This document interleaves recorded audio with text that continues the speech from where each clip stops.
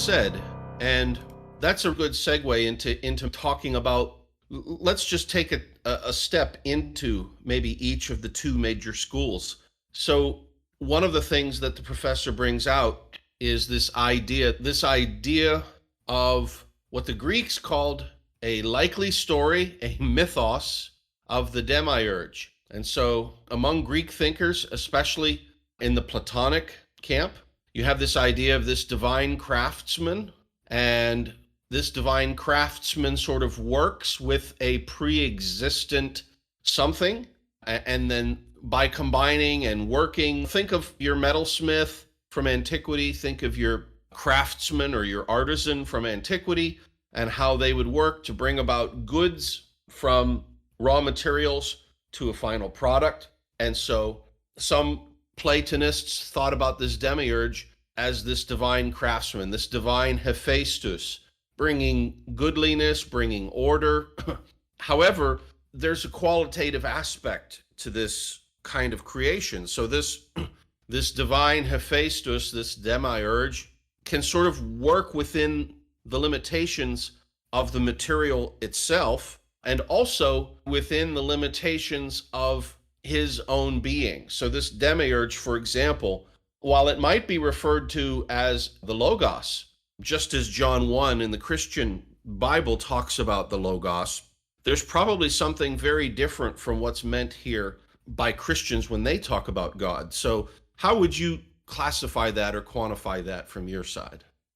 I wondered a little bit about how did the Greek philosophers work through, where did this stuff, this eternal stuff come from, right? And it's that same question that we often ask the people who in modern days will say that, well, the universe is just this continuing expansion and contraction, expansion and contraction. Well, where does it begin? What is the ultimate first cause? And I can understand the Greeks, maybe didn't have an answer to that. And this is as far back as they could get. And there's a sense in which I think that's where some of the modern cosmologists who believe is sort of in an eternal cycle of Big Bang and Big Crunch go there, and they just say that's as far as we can get in that regard. But that's kind of what I think through when I hear that question. Well, I like that characterization because I want to first point out that you've identified or illustrated some of the unsatisfactory aspects of such a creative force. So there really is a sense of incompleteness here. So what created or who created the demiurge, for example, and what created or who created the material with which this demiurge is working?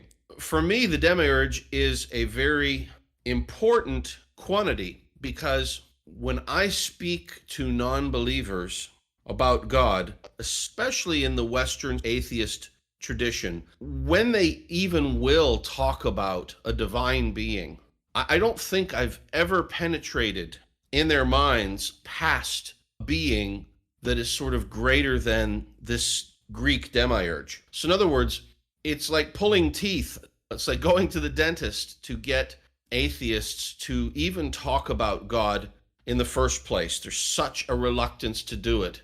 There's such a visceral rejection of God that even hypotheticals, for example, often with atheists, you say to them, well, if God did exist, or, if there was a creator being, would you this or that? And I think that there is something in the unbelieving human spirit, and by this I mean the spirit that has not been touched by God's Holy Spirit, that can perhaps not conceive of a being higher than something like this Greek demiurge. And so I don't think that atheists can actually conceptualize of the God of the Bible.